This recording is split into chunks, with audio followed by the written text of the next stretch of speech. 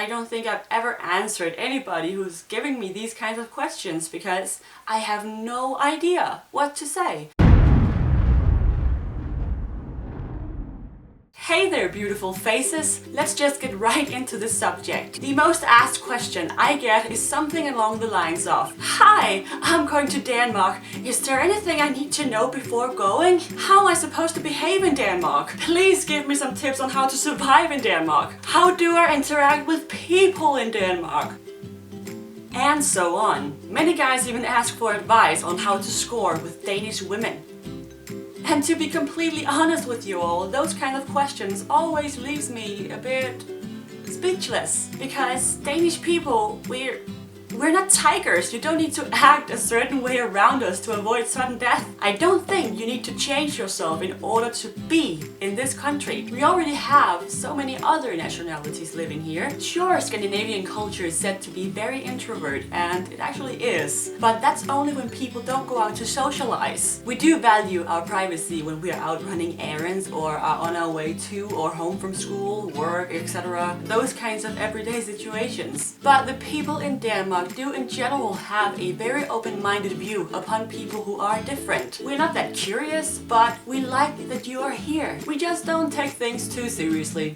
Not even ourselves. You do need to remember though, there's always an exception to the rule. There'll always be assholes ruining it for the rest. With all of this being said, I know there are some specific facts about Denmark and its people which are interesting to know before going. And so, this video is supposed to be some sort of clever answer to all of you Denmark curious people. Let's just start. Here are 10 things you probably want to know before visiting Denmark. Go! Denmark is expensive as fuck. Here are some examples of what $5 would buy you in Denmark. One small soda, 25 centiliters to be exact. Or a one-way bus ride. Or one cup of standard coffee. Or a postcard.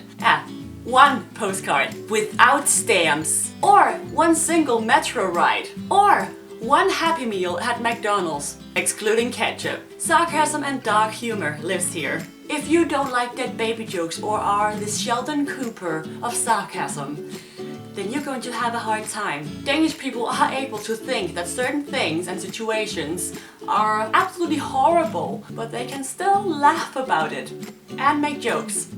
It's really very inappropriate. We are the definition of everything is funnier when you are not allowed to laugh.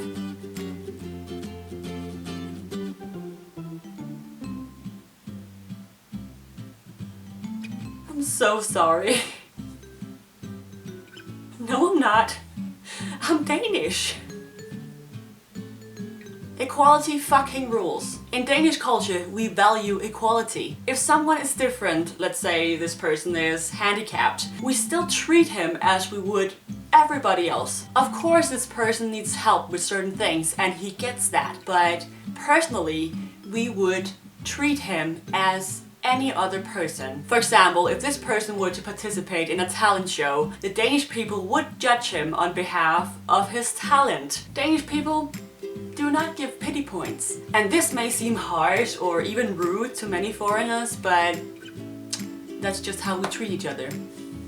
Equally. We don't hate you, but we like our privacy. I've said it before in this video, Danes highly value their privacy when they don't go out to socialize in everyday situations. That's why we don't automatically say, "Hi, how are you?" on the street, because that is actually a very private question for us. And we don't want to invade your privacy by asking so. Also, surprise visits? Give us a call first. We lack social pleasantries. Please, excuse me, thank you. Just forget about those words when you visit Denmark. Don't get me wrong, Danes are very respectful, but not through polite words. Don't be shocked if a Dane say or respond with, "Give me that," or "Can you move?" And a very common thing to say here instead of "excuse me" is just "what?" Bicycle traffic will hurt you. In Denmark, people travel a lot by bike. Just in Copenhagen, 50% of people take their bike every single day. It's just quicker. Fun fact, there are more bikes in Copenhagen than people. So for God's sake, look left and right before getting out of a bus in Denmark. If you thought they biked fast in Tour de France, Then you've never been to Copenhagen. We follow the damn rules. Danes are in general very disciplined rule followers. For example, if the rule is that jaywalking is not allowed, Danish people won't cross the street, even though there's no cars or bicycles inside. To be fair, again, Denmark is very expensive, and even more expensive if you don't follow the rules. It costs $105 to jaywalk in Denmark, so try it.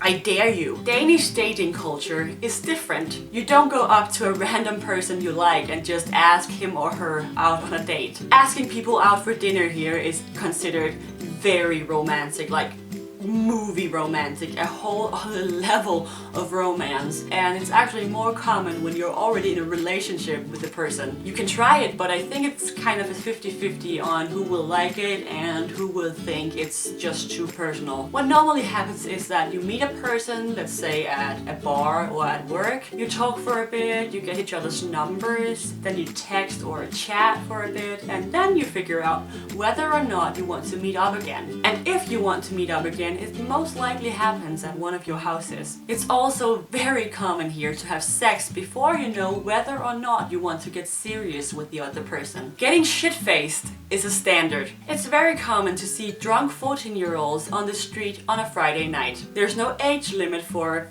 drinking alcohol here, only for buying it. So if you are 14 and somebody older than you bought the beverage for you, fully legal. If you're 8 and somebody older bought the beverage for you, the older person is frowned upon, but again, legal. For those who don't drink when they're out, it can actually be really hard because almost everybody drinks at least beer when they're out and about in Denmark. Discos, parties, school events, doesn't really matter. Getting alcoholized is not a problem here. I was drunk yesterday. Flags.